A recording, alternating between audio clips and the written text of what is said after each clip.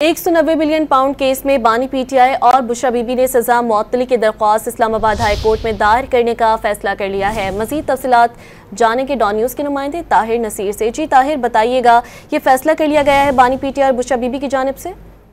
जी देखिए, 190 billion pound case में अहम पेशरफ्त सामने आई है। बानी पीटीआई और बुशरा बीबी ने सजा मुअत्तली की दरख्वास्त दायर करने का फैसला कर लिया और इस हवाले से बैरिस्टर सलमान सफदर ने बानी पीटीआई और बुशरा बीबी की जानिब से दरख्वास्तें तैयार कर ली है।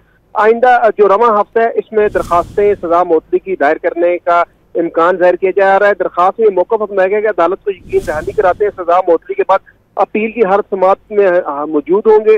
17 जनवरी को सजाई जाने वाली सजा मुअत्तल करके जमानत पर रिहाई दी गई। ये सजा की दरखास्त में यह भी सजा की गई है कि मरकजी अपील के हतमी फैसले तक फैसले और सजा मुअत्तल की जाए। नैब ने बदनीति से अपने इख्तियारात का गलत इस्तेमाल किया। दरखास्त में यह भी मौका अपनाया गया कि नामुकम्मल तफ्तीश की बुनियाद पर जल्दबाजी में सजा सुनाई गई है। नेशनल क्राइम एजेंसी से मुआहदे का मतन हासिल न करना तफ्तीशी एजेंसी की हिचकिचाहट को वाज़ेह करता है।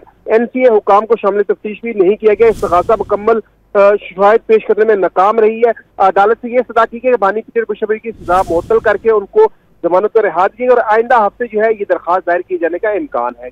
ताहिर, तफसीलात से आपने आगाह किया, शुक्रिया।